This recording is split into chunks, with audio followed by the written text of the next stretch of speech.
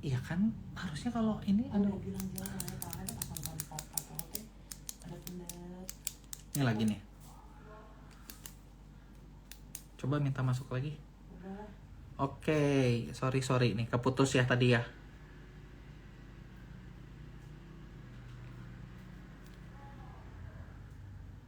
jangan pakai wifi ya.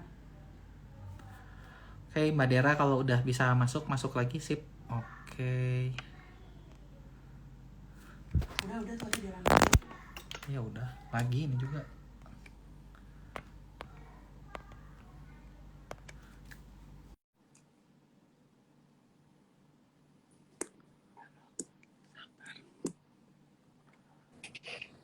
Oke, Halo, aduh sorry. Halo sorry Mbak Dera, aduh sorry banget nih keputus. aku tadi Oke, mikir sorry ya teman-teman. aku apa Tadi gimana ya gitu. ya sorry tadi kayaknya sinyalnya ada gangguan, jadi tadi langsung keputus gitu ya. Tadi ini ya, tadi saya baru bahas gini.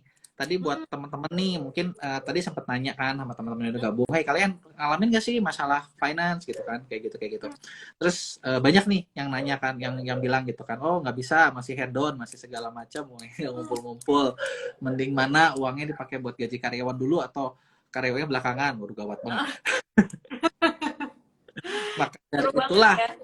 ya, kita undang Mbak Dera karena kalau saya sih bukan jagonya keuangan gitu ya. Kalau saya yang nanti cerita finance berantakan. Saya sendiri berantakan dulunya. Gitu karena ini dia spesialisasinya Mbak Dera gitu. Hmm, iya Gitu. iya iya. Jadi kita emang hari itu kita ngobrolin terkait ini ya, finance-nya itu dikaitin sama teman-teman yang punya bisnis gitu nggak sih Mas? Betul banget Mbak Dera. Gitu. Makanya Hmm. Karena pertanyaan pertama menarik saya nih. adalah, Ya, sorry Mbak, gimana pertanyaan pertanyaan pertama? saya pertama adalah Mbak Dera gitu ya, sebenarnya nih gitu ya, financial planning itu buat kalau yang jualan online tuh buat apa sih Mbak gitu? Ngapain Oke sih oke. gitu? Iya, oke. Sebenarnya menarik ya, karena biasanya tuh aku kalau misal ngomong terkait dengan financial planning itu jarang banget dikaitin sama teman-teman yang punya bisnis, bisnis sebagai pekerjaan utama ataupun side job gitu kan. Ada orang tuh yang ada kerjaan utama tapi dia side jobnya sambil bisnis gitu kan. Aku jarang Ya, banget nyentuh itu gitu. Kenapa? Karena emang rata-rata yang ngundang tuh biasanya kayak udah perkantoran gitu ya, udah gajinya fix nih tiap bulannya gitu kan. Makanya aku pengen juga nih diskusi sama Mas Yohan. Jadi semoga kita sama-sama dapat insight baru gitu ya. Kalau dari sisi usaha seharusnya kayak gimana betul. gitu kan. Nah, buat teman-teman yang punya usaha nih gitu, apalagi kalau misalnya jadiin itu side job ataupun jadiin usaha itu sebagai yang utama, itu tetap penting untuk financial planning. Kenapa? Karena malah pentingnya itu jadi double. Pentingnya untuk diri kita sendiri gitu kan. Jadi kan nanti kita ibaratnya sebagai pemilik bisnis tetap harus ngelola tuh hasilnya sebagai gaji kita sendiri gitu kan. Financial planning untuk diri kita sendiri dan keluarga, dan financial planning untuk sisi bisnisnya. Jadi double keuntungannya gitu kan. Kalau dalam bisnis keuangan tuh udah pasti penting banget kan. Betul. Kita gimana caranya tahu nih bisnis untung atau enggak kalau kita nggak bener-bener tahu ini posisi uang masuknya berapa, keluarnya beban-bebannya dan segala macamnya berapa. Kita nggak pernah tahu kalau emang kita nggak nyatet dan segala macamnya. Sama, jadi kalau dari aku sendiri, malah untuk teman-teman yang berbisnis ini, pentingnya jadi double untuk bisnisnya sendiri dan untuk dirinya sendiri gitu sih Mas. Oke. Berarti nih Mbak Dera, kalau gitu nih, financial planning kalau buat teman-teman yang jualan online, berarti kayak harus mulai dihitung ya. Tadi kan gini, kalau yang simpel ya, dulu yang saya lakukan, dan kayaknya jangan dilakukan. Gimana tuh? Gini. Ini kita ngobrol ya. Dulu yang saya lakukan nih, dan kayaknya teman-teman seller pasti banyak yang mirip-mirip. Contoh nih, kalau kita yang bisnis kan ngerasa Nah, uang tuh pasti masuk ke rekening kita, bener nggak? Bener ya? Kalau gajian tuh oke. pasti kan, tanggal 25 dapat gaji, tinggal diatur posnya ke sini, ke situ, ke sini, ke situ. Ya kan? Betul. Investasi sekian, ini sekian, ini sekian. Nah, kalau kayak yang buat bisnis kan nggak gitu. Tiap hari dapat, tapi kecil-kecil, gitu kan? Bener nggak? Benar. Nah, Benar. yang dulu saya lakukan adalah dosa nih ya. Begitu Gimana tuh? dapat, ya udah, pokoknya duitnya punya gua, ya kan? Duitnya punya gua gitu kan. Ya udah, mau ngapain suka-suka gitu. Contoh, hari ini dapat 200.000, udah 200.000, oke. Ada makan enak nih 180.000, oh kan dapat 200.000, Langsung gas. jangan. Oke, Nah, terus? itu kan kesalahan saya tuh. Berarti sebenarnya yang benar nih kayaknya ya, Mbak. Apa sih yang harus dilakuin? Apakah pertama nih, setiap kita dapat, kita udah langsung hitung dulu nih. Kan kalau yang jualan tuh kan untungnya beda-beda ya. Ada yang satu Iya. barang untung 20.000, ada yang 30.000 gitu kan. Tapi kan repot ya kalau setiap kejual kita hitung. Bentar, yang ini untung 10.000, ini untung 20.000, ini segini, baru kita pakai. Atau kita kumpulin dulu, atau kita harus gimana sih? Gitu. Oke. Ini kalau dari aku ya. Jadi aku dulu Ya. emang pernah juga punya usaha gitu ya. Selain punya Ya. kerjaan utama juga punya side job bisnis gitu kan. Jadi kalau bisnis itu sebenarnya highlightnya yang pertama itu jangan pernah mencampurkan keuangan pribadi sama keuangan bisnis. Itu udah rule yang sangat umum yang semua orang tuh pasti tahu gitu kan. Makanya Tapi tadi susah dilakukan ya. susah dilakukan. Makanya tadi Mas Yohan bilang tiap hari ini ada masuk 200.000 langsung dipakai jajan. Kenapa? Karena rekeningnya kemungkinan cuma satu nih. Jadi rekening buat jajan, rekening buat beli-beli, sama rekening ada uang masuk dari jualan itu jadi satu rekening gitu. Jadinya kayak seakan-akan ketika kita dapat jualannya itu banyak gitu ya. Ketika kita dapat pembelian dari orang tuh bisa misalnya satu hari 1 juta, kita langsung ngerasa wah banyak nih, kita dapat banyak nih hari ini, bisa foya-foya, bisa nge-mall dan segala macamnya. Padahal itu kan pendapatan ya, omset dari bisnis kita gitu kan. Nah itu juga harus dibedakan. Jadi pertama kali yang harus kita lakukan, kita bikin rekening yang terpisah gitu ya. Rekening bisnisnya sendiri, rekening operasional kita mau jajan, mau hidup lah, mau bayar kontrakan dan segala macamnya sendiri. Nah, untuk yang khusus rekening bisnis ini ya simple kayak cash in, cash out-nya bisnis itu ada di sini gitu kan. Nah, kalau kita sebagai pemilik nih, sebagai si punya bisnisnya, nanti dapat uangnya gimana? Dapat uangnya kita bisa sebenarnya sistemnya itu kita catatkan tiap minggu tuh kita dapat total untungnya berapa. Dari total untung itu kita sebenarnya bisa pakai sistemnya tuh ada 2 ya. Kita ngegaji diri kita sendiri atau kita pakai istilahnya tuh kayak kita dividen ngebagi dividen ke diri kita sendiri. Itu kalau misalnya case-nya si usahanya dimiliki oleh 2 orang. Kalau misalnya kita seorang kan ya udah kita penerima semuanya gitu kan. 1 orang sendiri gitu kan. Jadi kalau misalnya aku sistemnya lebih ke menggaji diri sendiri gitu. Jadi kalau misalnya kita punya karyawan gitu ya, kita punya karyawan, kalau punya karyawan kan rata-rata kita ngegajinya tiap bulan tuh. Jadi kalau tiap bulan kita udah tahu berapa nih keuntungannya tiap bulan, kita pas gaji karyawan kita juga gaji diri kita sendiri dong gitu. Sebagai pemilik yang juga pasti ikut andil dalam operasional gitu. Jangan sampai malah kitanya ngegaji karyawan tapi kitanya sendiri malah nggak digaji gitu. Iya, kitanya malah kerja bakti juga di bisnis sendiri gitu kan, malah makan Indomie dan segala macamnya. Jangan sampai kayak gitu ya. Jadi kalau kita bikin bisnis juga harus memperhatikan diri kita sendiri juga, digaji diri kita sendiri juga, tapi juga jangan sampai kayak tadi, jangan sampai uang bisnis itu semuanya berasa punya kita semua gitu, berasa punya saya dan saya harus pakai semuanya gitu, suka-suka gitu, nggak boleh kayak gitu juga gitu. Nah yang susahnya itu ya tadi ya, gimana caranya kita menggaji diri kita sendiri tadi.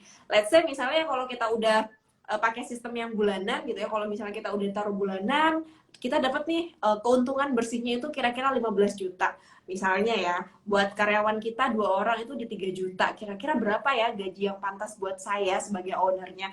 Oh mungkin di titik sekarang saya mau gajinya itu 5 juta aja. Sisanya nanti buat beli barang lagi nih, buat muter lagi di modal. Invest lagi ya? Iya, reinvest lagi. Jadi bedanya kalau misalnya teman-teman yang pekerjaannya tetap, itu kan diinvestasikannya kemana? Ke produk-produk keuangan misalnya. Tapi kalau teman-teman yang bisnis itu, investasi ulangnya kan ketika dia nambah modal usahanya dia sendiri dan memperbesar usahanya dia sendiri gitu kan. Yang awalnya mungkin modalnya cuman kita bisa 1 juta, ketika barang itu muter dan segala macam gitu ya, dan kita nggak terlalu banyak ngambil gaji buat kita sendiri, itu bisa muter dan ya nanti asetnya bisa jadi, omsetnya bisa jadi 10 juta atau 20 juta gitu, dengan kita menekan gaji ke kita ya. Jadi kita putar lebih banyak lagi untuk yang bisnisnya, misalnya kayak gitu sih. Kalau Mas Yohan sendiri gimana nih? Kalau tipenya gimana, menggaji diri sendiri atau gimana nih kalau misalnya buat dulu diri sekarang sendiri? Ya, dulu boleh. Dulu kan kita menciptakan kesalahan keuangan yang diharapkan teman-teman kayak ini kan nggak lakukan gitu. Kalau dulu saya cerita ya, tadi kan dulu pertama kali berantakan tuh, yang berantakan mah udahlah itu. Jadi gini, yang dulu banyak dialamin adalah biasanya nih, ini mungkin teman-teman seller juga banyak yang alamin, terutama kalau jualannya di e-commerce ya. Ini deritanya kita nih ya. Ini kita kan dapat order nih kan, bener nggak? Begitu dapat order, nah kita kan kirim tuh barang, bener ya, kirim tuh barang. Nah itu kan misalnya mau di Shopee, mau di Tokopedia, mau dimanapun same ya, kirim barang. Nah, masalahnya uang itu kan bakal cair ke kita setelah barang tersebut diterima. Iya, Nah, benar-benar. dari situ ke diterima itu punya waktu kurang lebih ya, tergantung ya, beda-beda ya. Tapi kalau kita ngomong rata-rata 4 hari lah, 3-4 hari. Setelah itu nunggu pembeli confirm. Nah, confirm itu yang nyebelin, yang rese itu pembelinya confirmnya seminggu kemudian. ada yang kayak gitu tuh. Gitu. Yang rese yang nyebelin ya. Nah, ada juga yang cepat kan. Nah, tapi kan artinya duit tuh kadang kita nyampe ke, maksudnya baru balik ke kita tuh bisa 10 hari kan, bisa ya kurang lebih 7 hari sampai 10 hari kan. Nah, dulu tuh waktu awal nih saya sempat ngalamin gini kayak, ih, ini jualan ya. Debat sama istri. Bentar, ini omset kita berapa? Sekian ratus juta. Oke. Terus kenapa duit di rekening gua nggak ada? Terus. Kebayang nggak? Terus kenapa duit di rekening gue nggak ada gitu kan? Oke, oh iya kenapa ya nggak ada ya? Aduh ini waktu nyetok barang nih gitu kan? Terus kita ngitung. Terus begitu hitung, oh iya uangnya di mana? Ada di JNE. Di JNE itu maksudnya masih di pengiriman, belum cair. Masih di jalan ya? Iya masih di jalan, ada gitu kan. Nah tapi itu waktu dulu gitu kan. Nah terus kalau yang sekarang saya ngalamin adalah gini, sebenarnya kan kalau yang kita alamin ketika kita jualan, ketika kita dapat omset, ketika kita dapat apa, nah itu kan pasti dibagi ya. Bener ya, dibagi ya. Kalau saya tuh sempat ketika bisnis itu nyobain kayak di posisi kayak apa ya, terlalu agresif. Agresif tuh gini. Gimana Jadi tuh? kita jual barang, misalnya jual nih, kan uang ada yang belum cair kan. Nah dulu waktu awal ngebangun tuh sempat kayak gini. Oke, kalau hari ini gua nggak jual barangnya cash, artinya nggak boleh jajan. Oh, oke. Gitu. Kalau saya dulu sempat kayak gitu ya, sempat kayak gitu. Cashnya itu Terus maksudnya kalau cashnya itu kalau kita nggak nerima uang cash iya. Kan kalau misalnya cash itu kan kita dapat duit duluan kan berarti udah tahu nih modal berapa, barang berapa.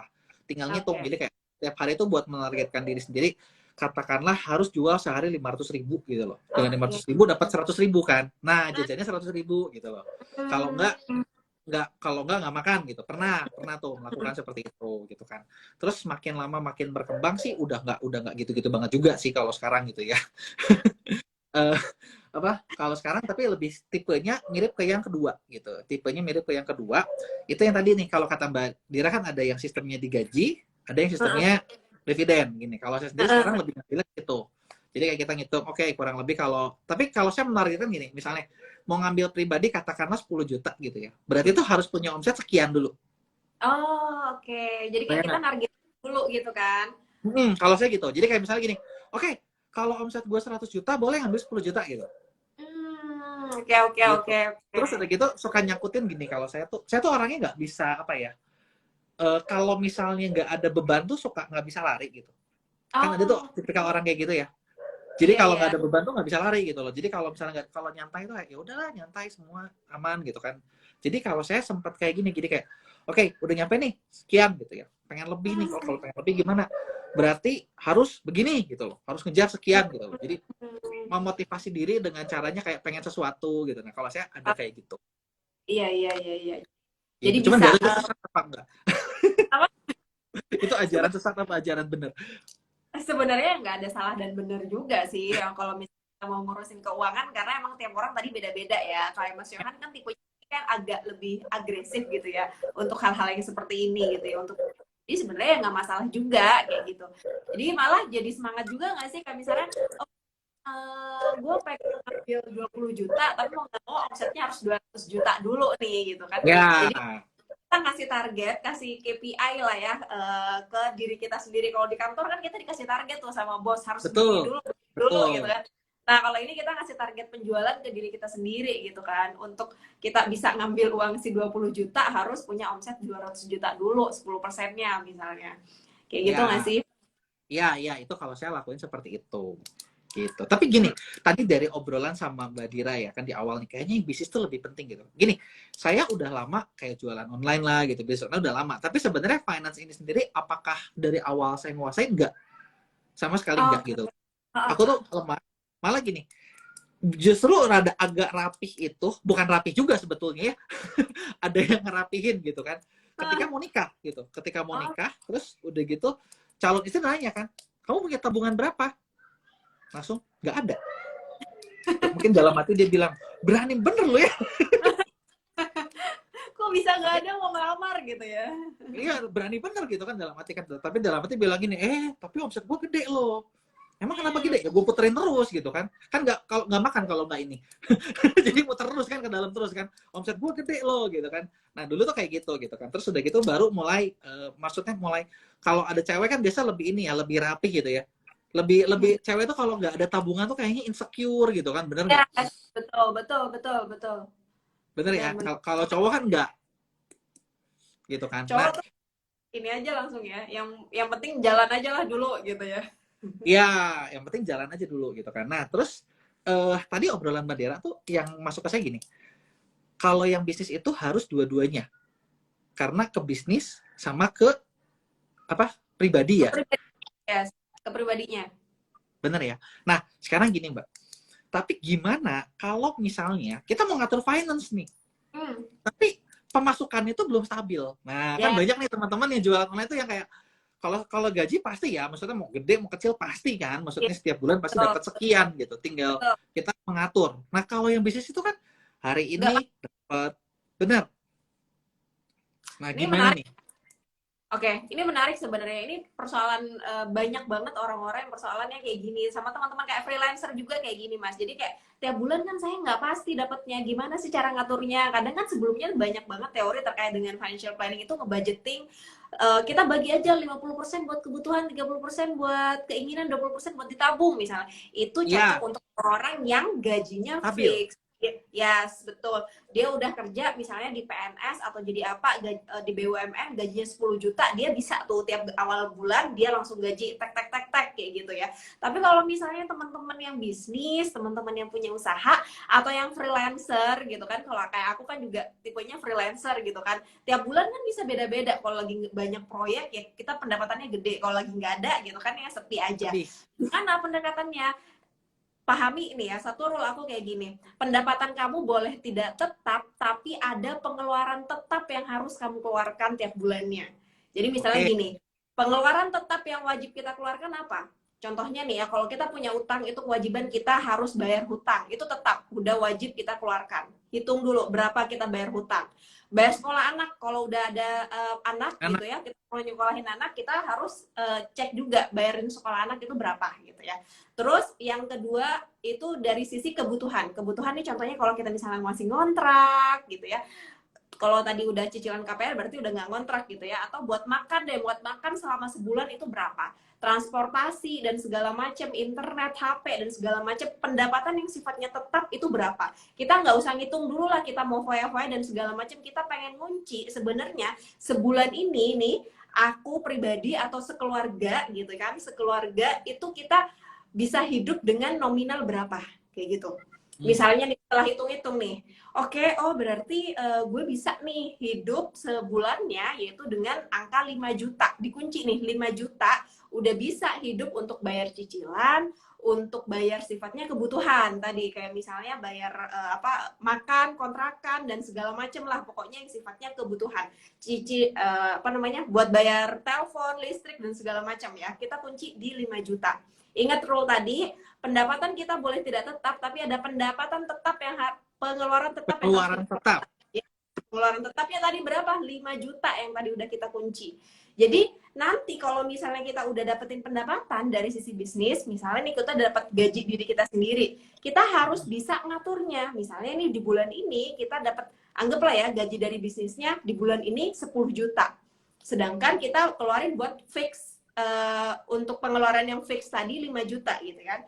5 jutanya kita bisa buat apa? 5 jutanya ini baru kita sisanya yang tadi ya, yang dari 10 juta, 5 jutanya buat kewajiban kebutuhan, 5 jutanya ini baru kita bisa atur. Untuk apa? Misalnya kita mau mulai untuk nabung dana darurat atau investasi gitu kan. Sisanya misalnya 20%-nya atau kita bagi 25-25 gitu. 25%-nya kita buat jajan, makan enak gitu ya. Buat sifatnya yang main-main lah. 25%-nya kita tabung buat dana darurat gitu ya.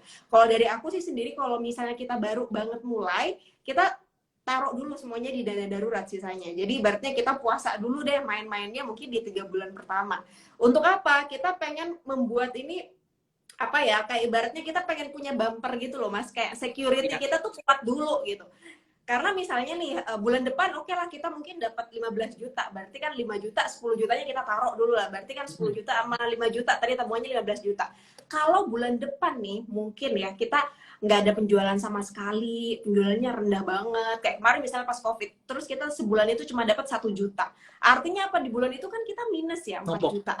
Pengeluaran tetapnya yang 5 juta, sedangkan kita cuma dapatnya sih 1 juta itu tadi. Mau nggak mau gimana, mau nggak mau kita ngambil dong tabungan tadi kita yang udah kita simpen tuh di awal yang buat tabungan dana darurat tadi gitu kan. Kita ambil dari situ 4 juta buat kehidupan kita gitu, kehidupan sehari-hari kita kayak gitu. Jadi dibalik, jadi pendekatannya bukan dari yang kita dapat income dibagi-bagi, tapi kita harus pendekatannya Penuhin lewat dulu yang utama pengeluaran. dulu ya. Ya, Ya, penuhin dulu pos-pos yang utama ya. Berarti kalau kayak gitu kayak begitu dapat berapa, misalnya 5 juta nih tadi nih yang saya nangkep ya. Berarti kan oh dapat 5 juta, oke, berarti pertama kali kita pengeluaran 5 juta, kita keluarin dulu nih 5 juta nih, siapin dulu kan. Udah ada. Nanti baru sisa-sisanya. Nih, tentang ya. dana darurat menarik nih. Saya pernah belajar nih ya, saya pernah belajar waktu katanya gini, kalau misalnya nih kita mau misalnya usaha enak tuh ya, kita tuh katanya bener nggak ya, harus punya kurang lebih 6 kali lipat dari biaya bulanan rata-rata Oke, ini buat apa nih? Usaha. usaha. Oke. Jadi bener nggak nih ya? Jadi tujuannya supaya gini. Tadi yang kata Mbak Dira, bener nggak? Ketika misalnya terjadi COVID, turun banget, itu kan kadang orang tuh stres kan, bener nggak? Stres kan, dan hidupnya terganggu gitu kan. Benar. Nah, ketika kalau 6 kali 6 bulan, berarti kan kita minimal bisa tahan stresnya 6 bulan gitu. Ya, betul, betul. Benar, benar. Ya, itu sebenarnya benar banget ya. Teori dana darurat ini sebenarnya nggak cuma buat dipraktekkan buat tadi ya, individu biasa yang non-bisnis gitu. Tapi juga teman-teman yang punya bisnis, di bisnisnya juga harus bisa menerapkan tadi, dana darurat tadi. Kalau misalnya kita as an individu tuh Mas, misalnya nih aku kerjanya PNS atau BUMN, itu 3 sampai 6 kali lah, 6 kali pengeluaran bulanan. Kalau misal di bisnis sama kayak gitu juga, kita juga harus nyiapin dana darurat dalam bentuk cash-nya gitu kan. Dalam bentuk sih di cash di bisnisnya, yaitu di angka berapa? Tadi 6 kali pengeluarannya gitu. 3 sampai 6 kali sih sebenarnya kalau dari teorinya gitu kan. Buat apa? Kalau misalnya tadi ya, kalau misalnya kita kerja di tempat swasta gitu kan. Di tempat swasta itu kita ini mempersiapkan kalau misalnya nih kita ada kena PHK, ada kondisi-kondisi darurat yang terjadi, kita bisa pakai itu uangnya. Itu sama kayak bisnis. Bisnis itu kadang kan banyak hal-hal yang tidak terduga nggak sih Mas? Kayak tiba-tiba apa nih gitu, misalnya kita suppliernya kenapa gitu, terus uang kita ketahan dan segala macamnya. Kayak tadi aja kan uangnya tiba-tiba uangnya harus ketahan di marketplace selama berapa hari gitu kan, untuk muter lagi kan kita butuh cash kan. Nah itu juga fungsinya dana darurat tuh di situ gitu. Jadi memang penting banget sih sebenarnya buat teman-teman itu sebagai apa ya, manajemen resiko sih buat kita nih kalau misalnya ngejalanin bisnis gitu. Oke, terus kalau menurut Mbak Dera nih ya kan mungkin Mbak Dera banyak pengalaman dari klien gitu, ngobrol dari mana-mana gitu ya. Kesalahan apa sih biasanya yang paling sering dialamin gitu ya? Terutama nih, misalnya kalau yang Mbak Dera tahu nih orang-orang misalnya lagi bisnis online atau apa yang bikin kayak ini apa bisnis apa yang beresiko gitu di bagian finance. Gitu, kesalahan gitu.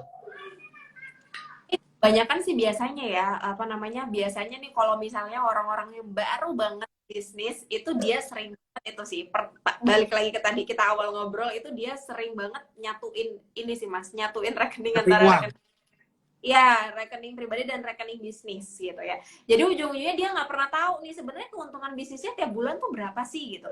Karena apa? Karena dia selalu ya nyatuin dan jadi bias gitu. Dia ngerasa oh omset saya udah gede, saya mau beli mobil baru, saya mau cicilan motor baru dan segala macam gitu, bias kan? Karena ngerasa omsetnya mungkin setelah lihat di marketplace udah gede, tapi ya dia nggak benar-benar tahu sebenarnya keuntungannya buat apa dan dipakai buat ke diri sendiri gitu ya, untuk yang main-mainnya dia gitu kan. Nah itu banyak banget yang kayak gitu. Terus yang kedua itu adalah orang-orang yang terjebak sama hutang sih sebenarnya. Ini aku sering banget sebenarnya, dan aku yakin ya teman-teman dari di Mas Yohan juga kan banyak yang baru belajar nih bisnis gitu kan. Betul. Kalau misalnya dia mau bisnis, mau jualan gitu kan di marketplace, akhirnya karena nggak punya modal gitu, dia ngambil modalnya dari mana? Dari pinjol gitu, dari pay letter mungkin gitu ya. Pay letter kan ada berapa yang bisa di cashin tuh sekarang gitu kan. Betul. dari ya tadi pinjol dan segala macam sampai akhirnya apa? Sampai akhirnya dia kelilit, bisnisnya nggak bisa berkembang, kelilit hutang sendiri gitu. Jadi makanya masalah hutang ini sebenarnya kalau dari aku sih apa ya, semacam harus hati-hati banget sih, nggak cuma buat individu tapi buat bisnis juga gitu. Jadi jangan sampai ibaratnya kita niatnya pengen bisnis biar dapet cuan gede tapi malah kelilit hutang gitu, kelilit hutang karena kitanya sendiri yang nggak bisa ngelola gitu. Kita nggak bener-bener mengerti gitu ya tentang si bisnis itu, tapi kita dengan percaya diri mau ngambil hutangnya, kan itu sangat tidak bijak ya kalau menurut aku gitu sih. Itu Nah, dua hal yang sering banget sih aku temuin. dua itu ya. Nah, sekarang gini, nyambung nih. Ini ada pertanyaannya gini nih, Mbak. Menarik nih ya. Sekarang gini, kalau misalnya orang mau ekspansi bisnis nih, atau yang memulai ekspansi ya. Nah, itu kan tadi Mbak Dera ngomong nih, kesalahan paling fatal adalah ketika ngambil hutang gitu ya. Apalagi kalau Yes. hutangnya bunganya juga udah, kalau pinjol itu kan bisa bunganya gede banget ya. Bener nggak? Ya, gede. Bunganya udah gede banget gitu. Di bank aja kadang kita bisa dapat bunga yang cukup tinggi gitu kan. Dimana kalau pemula mungkin nggak bisa ngelola segitu gitu. Padahal kesannya kan angkanya kecil ya. Nah, Yes. terus gini, mana yang lebih baik nih? Misalnya ketika kita mau ekspansi, ataukah ketika kita mau mulai gitu ya, ketika satu bisnis, apakah bagusnya nih kita pinjam ke bank? Kan kalau ke bank mau bunga murah pasti pakai agunan dong. Yes. Bener ya?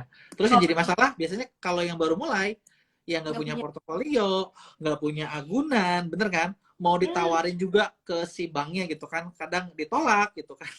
Bener kan? Nah, atau gini, atau cari investor. Oke. Nah, tapi cari investor juga kan susah juga nih buat meyakinkannya, bener nggak? Bener. Oke, dari dua pilihan itu ya, kalau kita butuh pembiayaan Atau ada gitu kan. pilihan ketiga nggak? Saya juga bingung. Karena kayaknya cuma dua gitu rata-rata, bener ya? Atau ada pilihan ketiga nggak? Kalau ketiga mungkin kita minta sama orang tua kalau orang tuanya kaya kali ya. Oh ya, tapi kan nggak semua orang bisa. Jadi kalau Itu misalnya ketiga paling enak. ya pilihan ketiga itu privilege banget sih sebenarnya ya emang. Tapi kalau kita ngomongin dua pilihan ini lah ya biar netral, biar semua orang juga bisa relate gitu kan. Kalau misalnya Ya. kita lagi ngomong kita lagi mau ekspansi bisnis nih, bisnisnya lah ibaratnya lagi banyak-banyaknya yang mau beli dan segala macam, customernya tuh udah loyal banget, jadi kita pengen ekspansi dan segala macamnya. Tapi kita butuh modal, pastinya butuh modal dong buat ekspansi. Mending hutang atau mending kita ibaratnya cari investor dengan nambah equity. Sebenarnya keduanya tuh ada plus minusnya sih menurut aku ya. Pertama ya kalau misalnya kita ngutang ke bank. Kalau misalnya kita ngutang ke bank itu udah pasti kita harus bayar cicilan plus bunganya kan. Jadi kayak ibaratnya Ya. kondisi apapun usaha kita saat itu gitu ya, kayak ibaratnya kalaupun kita ekspansinya masih coba-coba gitu ya, itu tetap wajib bayar lah ibaratnya sih, pokok plus bunga gitu. Jadi kalau misalnya nih teman-teman yang masih baru banget gitu kan, ibaratnya baru banget yang masih bisnisnya tanda kutip tuh kita masih nyoba-nyoba, masih belum benar-benar tahu, ini juga hati-hati kalau mau langsung pinjam ke bank gitu kan. Terus yang kedua tadi ya butuh agunan kalau misalnya ke bank, dan biasanya ke bank itu juga kalau misalnya kita masih baru banget, ini kalau kita minjemnya sebagai usaha ya, sebagai PT itu dia kan akan minta laporan keuangan ya kan, laporan Iya. keuangannya tuh kayak gimana usahanya dan segala macam. Kadang banyak orang yang nggak siap nih di sini juga gitu kan. Nah kalau yang kedua tuh yang buat investor sebenarnya positifnya adalah sebenarnya enaknya tuh gini, kalau misalnya kita dapetin investor, kita bisa kan ngomong gitu. Kita nggak bisa nih nanti bagi-bagi dividen di sampai tahun ketiga. Jadi kita nunggu dulu sampai bisnisnya berkembang pesat. Misalnya 2 tahun lah ya, 2 tahun pertama. Kita nunggu dulu sampai bisnisnya berkembang pesat dan segala macamnya gitu ya. Dan kalau investor ini sebenarnya kalau dalam keuangan gitu ya, kalau in case bisnis kita rugi, kita tuh nggak wajib mengganti ya, karena kan konsepnya itu bukan hutang piutang. Ibaratnya kalau investor tuh kan dia invest, jadi dia itu part of perusahaan gitu. Dia punya Betul. saham kan di perusahaan kita gitu kan, di bisnis kita dia punya saham gitu. Jadi kalau misalnya nih nauzubillah bisnis kita nih bangkrut gitu ya, si hutang bank itu tetap harus wajib dibayar. Tapi kalau investor ini sebenarnya ya udah resiko Bilang. dia investasi di tempat yang akhirnya dia gagal gitu kan. Tapi ya kalau misalnya investor juga, kita juga harus siap nih Mas, kayak masalah karena dia punya bagian saham, kita juga harus siap kan. bisnisnya ke sana aja deh, ke sini aja deh. Jadi dia juga bisa ngatur-ngatur lah ibaratnya ke bisnis kita gitu ya, dari sisi keputusan dan segala macam. Sedangkan bank kan udah angkat tangan ya, pokoknya lu bayar aja deh cicilannya, yang penting cicilannya lancar ya udah kayak gitu kan. Jadi memang ada plus minusnya sih masing-masing. Tapi kalau dari aku sendiri sih, kalau apa ya, kalau kita lihat perusahaan ya, misalnya nih kalau kita investasi di saham perusahaan gitu kan, kita kan pasti ada satu rasio yang kita lihat ya, namanya debt to equity ratio. Kita pengen lihat sebenarnya seberapa tinggi hutang perusahaan terhadap total modalnya. Makin tinggi hutangnya itu tuh makin nggak sehat sebenarnya. Kenapa ya? Karena ibaratnya nih perusahaan kok dikit-dikit mau ngutang sih, mau ekspansi, mau ngutang terus kayak gitu. Ibaratnya gitu, kecuali memang bisnis-bisnis tertentu ya, kayak misalnya apa sih Waskita, Wika, yang memang bisnis-bisnis yang butuh modal gede lah, ibaratnya mereka pasti ngutangnya juga banyak. Tapi kalau bisnis-bisnis yang tipenya apa namanya manufaktur gitu ya, memproduksi sesuatu dan segala macam, biasanya dia tingkat hutangnya nggak boleh gede-gede malah gitu. Jadi sama kalau misalnya kita juga as bisnis baru mau mulai bisnis, mending mana nih gitu ya, apakah kita ngutang atau investasi gitu ya. Kalau pertama sih dari aku, kita pakai modal diri sendiri dulu gitu, kita pakai modal yang kita punya dulu nih gitu ya. At least misalnya kita punya modal di 70% gitu ya, 30%-nya kita mau pinjam ke keluarga terdekat gitu, itu nggak masalah sebenarnya. Kita bisa sambil belajar ya kan, ngutang ke keluarga terdekat gitu. Mungkin kalau langsung ke bank kan nggak mungkin diterima ya, karena kan kita baru Ya, belajar kan. Kecuali sekarang juga sebenarnya kalau ke bank itu ada program itu juga sih yang apa namanya, bunga rendah, misalnya kredit usaha rakyat dan segala macamnya. Kredit usaha rakyat ya, ya ya dan segala betul, macam. betul, betul, betul. Tapi juga kayaknya nggak semua bisa accessible kan ke situ, makanya banyak orang yang ambil jalan pintas, ngambil pinjol gitu ya, pinjol ilegal, karena emang lagi butuh banget mau buat modal segala macam, ngambil pinjol gitu. Nah itu juga, kita mau ngutang kemana itu juga bisa jadi pertimbangan sih Mas, karena kalau misalnya sampai ke pinjol ilegal terus kita udah kejebak bunganya yang gede gitu ya, kalau aku tipenya agak sangat berhati-hati ya, apalagi urusan hutang gitu. Maksudnya urusan hutang ke pinjol tadi ya, yang ilegal gitu ya. Karena pinjol ilegal itu bunganya gede banget sih, bener-bener yang nggak masuk akal gitu kadang gitu ya kalau di pikiran aku gitu. Jadi tetap harus perhatikan sih hal-hal seperti itu gitu sih Mas. Kalau Mas Yohan gimana? Kalau bisnis better nyari investor atau ngutang aja nih gitu buat ekspansi gitu? Kalau saya nggak dua-duanya. Gini. Modalnya udah banyak ya, modal Nggak, sendirinya. nggak. Gini. Kalau saya biasa gini, kalau saya memulai sesuatu, biasanya prinsipnya tuh saya bakal mulai dengan modal sekecil mungkin. Kalau Yes, saya betul. biasanya ya, saya bakal mulai dengan modal sekecil mungkin. Jadi kita bakal benar-benar fokus apapun gitu kan. Jadi kayak semua yang dikeluarkan tuh harus berdampak gitu loh. Kalau saya gitu prinsipnya. Jadi saya bakal mulai dengan modal sekecil mungkin, di angka yang mungkin banyak orang kalau misalnya nanya gitu ya. Terus ini sekarang jadi gini nih, ini modalnya berapa gitu kan. Ketika kalau diceritain detailnya, mereka pasti bakal bilang nggak mungkin gitu, impossible gitu. Nggak mungkin lu bisa segitu. Tapi kalau saya prinsipnya saya bakal mulai sekecil mungkin. Kemudian gini, tapi dari sekecil itu, nah dalam kita kasih batas waktu. Misalnya katakanlah modal, misalnya mikir sesuatu nih, modal mungkin cuma 10 juta atau misalnya paling banyak 100 juta. 3 bulan ini harus sudah jadi sekian. Oke, iya Selama iya. 3 bulan, selama 3 bulan itu saya bakal kerjain habis-habisan. Hmm, 3 bulan saya bakal kerjain habis-habisan. Itu di situ kita udah nggak ngeliat gini, di situ udah nggak lihat contoh kayak oh jam kerja tuh harusnya 8 sampai 5 gitu. Itu udah nggak gitu. enggak ya? Kalau saya udah Bisa nggak gitu. 20. Ya, kecuali tidur ya. Selama 3 bulan pertama bakal kayak gitu. Nah, tapi tujuannya apa gitu kan? Itu bener-bener buat ngelarikin gitu loh. Ngelarikin dapat nggak momentumnya gitu loh. Benar-benar, Gitu. aku sepakat. Kalau misalnya dapat momentumnya gitu ya, dapat momentumnya, itu pasti dalam 3 bulan tuh udah kelihatan menghasilin. Gitu. Nah, Iya iya. kemudian kalau berikutnya adalah buat ekspansinya kalau saya sih biasanya. Saya bakal, maksudnya gini, saya bukan tipikal yang maksudnya tuh agresif, tapi ya contoh kayak apa ya, harus semua langsung besar-besaran, gak gitu. Tapi Oh, kalau kayak gimana ya, kayak main perang-perangan tau nggak Mbak? Contoh gimana gini, tuh? kalau kita main perang-perangan nih ya, misalnya, ya simpelnya ya. Kalau kita main perang-perangan nih, anggap oh kita lagi mau nyerang Indonesia gitu. Indonesia kan besar nih. Kalau kita langsung serang pakai rudal gitu kan, kemana-mana mahal banget, bener nggak? Ya udah, kita kecil-kecil aja dulu gitu. Oh, Oh, nyerangnya dari kecamatan ini dulu gitu. Nanti kalau kecamatannya dapat, pindah ke kecamatan lain gitu loh. Bertahap, dikit-dikit oke oke. gitu. Karena kan Biasanya bootstrap cukup aman.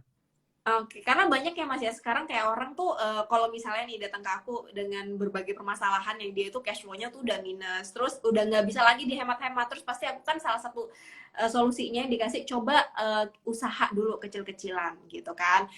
Susah Mbak, susah usaha itu. Aku nggak bisa lagi nambah income dan segala macamnya. Aku pengen pengen minta pendapatnya Mas Yohan. Sebenarnya untuk kita nih yang bener-bener pemula gitu, ibaratnya misalnya nih aku guru honorer gitu, ada beberapa kali guru honorer yang datang ke aku gitu, kayak emang pendapatannya kecil banget. Bahkan per bulan tuh ada yang 500.000, miris sih sebenarnya. 500.000 mana bisa kan buat hidup sebulan. Ya. Dia cerita dia udah nyoba usaha dan segala macamnya gitu kan, dagang baju ke tetangganya, ke saudaranya, malah nggak dibayar bajunya gitu kan, jadi hutang dan segala macamnya.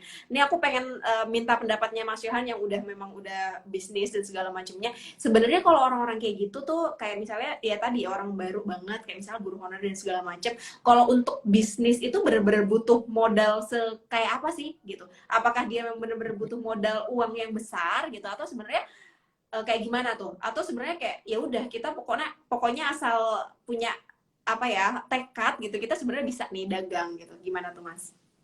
Aliran saya agak beda ya. Tapi ya, gini. Kalau sebenarnya saya tuh bukan orang yang percaya kalau bisnis harus punya modal besar. Benar-benar Okay. saya nggak percaya seperti itu. Kenapa? Karena ya saya dari background bener-bener with no money. Oke. Saya bukan background dari no money banget. Bahkan ketika saya mulai usaha pertama aja itu bener-bener nggak punya modal gitu, bener-bener nggak punya modal. Orang tua tuh dulu cuman jualan nasi kuning, Mbak. Daerah tahu nasi kuning nggak? Tahu. Tahu. Jualan nasi kuning di depan sekolah. Jadi kebayang nggak? Jadi kayak dulu mama saya tuh suka curhat tuh gini. Dia juga, ya maksudnya masalah finance itu kita ngalamin gitu ya. Sekolah cuma buka 5 hari, dapat duit cuma 5 hari, tapi harus buat keluarga kan makan 7 hari gitu kan. Jadi problem tuh di situ tuh, problem. Nah, tapi yang bisa dilakuin apa gitu? Sebenarnya gini, kalau kayak orang mau bisnis, ini mah kalau menurut saya ya, bukan maksudnya gimana ya, tapi gini, kita sebenarnya bisa mulai dari berapapun kita bisa kok gitu. Tapi yang penting adalah gini, kita harus cari tahu dulu. Ketika bisnis tuh yang kebanyakan orang pikir tuh gini, gimana cara gue mulai? Gue harus mulai berapa? Harus punya modal berapa? Kalau saya enggak, mikirnya bukan gitu. Oke, gue mau jual ke siapa?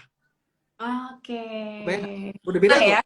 beda ya polanya. Beda. Misalnya, oh saya misalnya gini, saya lihat nih, oh di daerah saya ini misalnya banyak itu orang butuh X nih gitu ya. Misalnya butuh sesuatu nih gitu kan. Oke, siapa aja yang butuh? Si A, si B, si C, si D, si E gitu. Kita udah lihat cukup banyak. Nah, dari mana gue bisa dapetin barang itu? Kan beda tuh. Bukan jualan yang lu mau beli nggak gitu.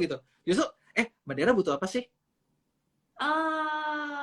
Kita nanya gitu, ke customer sebenarnya. Ya, konsepnya itu gitu. Konsepnya kayak gitu. Jadi kayak lu kira-kira butuh apa sih? Oh, lu kira-kira butuh apa sih? Lu kira-kira butuh apa sih? Di situ saya mikir kayak, oke, ternyata kayaknya orang-orang di sini tuh kayaknya butuhnya sendal misalnya, atau orang-orang di sini tuh butuhnya sepatu gitu. Nah, ada nggak tempat di mana saya bisa dapetin sepatu itu atau dapetin itu tuh dengan harga yang misalnya saya punya untung? Karena nggak punya modal gitu ya, nggak masalah sih cuma dapat untung dikit, misalnya cuman kayak karena kamu nggak punya modal nih, belinya jadinya mahal gitu ya, cuma satu piece 10.000 nggak masalah. Tapi kan saya cari sesuatu yang bisa dibutuhin terus gitu, bener nggak? Oke. Untung tipis kita kerjain dulu nih, untung tipis kita kerjain dulu. Ketika kita untung tipis kita kerjain dulu kan ke cover tuh masalahnya tuh, bener nggak? Dapat duit tuh, bener ya? Nah, dapat duit, ya udah kan bisa dikumpulin tuh, gitu. Nah, cuman yang jadi masalah adalah begitu udah mulai ngumpul, bisa nggak gitu? Kalau yang saya alamin ya, kuat nggak gitu loh buat menahan diri. Biasanya kan yang susah tuh gitu ya, udah dari nggak punya duit, gue punya duit nih sekarang nih, mau dong makan enak kali gitu. Itu tuh ini ya, efek psikologis tuh berasa kita dapat durian jatuh biasanya kayak gitu. Jadi kalau misalnya kita dapat suatu awalnya nggak punya uang gitu, misalnya awalnya gaji pas-pasan gitu ya, terus tiba dapat bonus, dapat tadi ya bisnisnya langsung dapat uang banyak yang sebelumnya nggak ada di rekening, itu efek psikologisnya emang kayak gitu sih tipenya biasanya kalau kita ya, tipe manusia. Gitu. Ya itu sih yang saya lakukan kalau itu kayak gitu. Nggak melulu masalah uang gitu kan ya Mas ya, terkait modal usaha ini. Enggak. Karena gini, kalau kita berpatok semuanya sama masalah uang, logikanya nih, kayaknya nggak mungkin di Indonesia tuh punya banyak Taipan atau konglomerat, bener nggak? Bener ya? Iya, kalau kita baru merdeka berapa tahun loh, tapi kalau dihitung sebenarnya kan Indonesia dibilang, oh banyak nih yang warganya kurang sejahtera gitu, tapi sebenarnya konglomeratnya juga kita banyak banget gitu, bener nggak? Benar. Iya kan? Padahal begitu baru merdeka tuh kan kayaknya semua orang tuh kayak di riset gitu kan. Logikanya kayak riset nol lagi, uangnya tuh hilang gitu kan, nggak tahu kemana gitu kan. Terus ya kan kenapa mereka bisa ada orang-orang jadi Taipan ya? Berarti kan mereka nemuin nih gitu sesuatu yang ibaratnya tuh kayak bisa, kayak bisa jadiin mereka kaya gitu loh. Pasti ada something nih gitu. Nah tinggal pola pikirnya dapat nggak gitu loh. Gimana sih cara mereka melakukan itu gitu. Kalau misalnya kita bisa dapat pola pikirnya, biasanya sih kesananya bakal ngikutin. Oke, menarik sih ini obrolannya. Gitu. Nah, nih pertanyaan terakhir nih buat Mbak Dera nih, karena kayak waktunya kita terbatas banget gitu ya, Mbak Dera juga punya banyak kesibukan nih. Mbak, gini loh Mbak, ini yang mungkin bakal jadi banyak masalah dan mungkin kayaknya banyak juga nih yang sering ngalamin. Kalau misalnya nih Mbak, orang lagi udah bisnis ya, udah kemana-mana, terus kan biasanya salah satu yang bikin banyak masalah tuh pengaturan keuangannya jelek ya, bener nggak? Udah merah di mana-mana, udah merah di mana-mana nih, udah merah di mana-mana. Jadi udah di sini utang rugi gitu kan. Terus mereka gini, mereka utang rugi udah banyak banget. Mereka mau survive gitu. Tapi survive-nya itu udah kayak apa ya? Udah kalau orang tuh udah sekarat banget gitu. Udah sekarat banget. Kalaupun di likuiditas semua dijualin semua, nggak nutup tuh utang. Kira-kira apa yang harus dilakukan kalau udah kayak gitu? Ini berarti ini orangnya udah bangkrut gitu ya. Maksudnya dalam artian dia udah minus kan tiap Ya, bulannya udah gitu ya, utangnya ada di mana-mana gitu ya. Kalau misalnya teman-teman misalnya usaha itu di bank tuh ada namanya restrukturisasi utang sebenarnya. Jadi kita tuh bisa namanya restrukturisasi utang. Restrukturisasi utang tuh kayak gimana sih restrukturisasi utang nih, misalnya kalau kita di bank itu bunganya misalnya ya, bunganya 10% yang harus kita bayar, itu kita bisa loh restrukturisasi ke bank minta keringanan. Karena emang kondisi usaha kita udah minus, udah nggak bisa bayar lagi gitu. Kayak bank juga udah nggak bisa ngapa-ngapain kan karena usahanya udah nggak gerak. Jadi ibaratnya kita harus melakukan komunikasi dulu nih ke kreditur, orang-orang yang ngasih kita utang siapa aja, misalnya bank A, bank B, bank C gitu ya. Kalau misalnya oh yang dua bukan bank, temen saudara, ya itu lebih enak lagi kan kita komunikasinya. Jadi emang ibaratnya kita belum bisa bayar nih, aku lagi apa namanya lagi bener-bener minus lah bisnisnya dan segala macam, jadi udah nggak bisa bayar misalnya kayak gitu. Ke bank pun sama gitu. Kalau misalnya kita dalam kondisi yang udah nggak bisa bayar sama sekali, kita minta namanya restrukturisasi utang.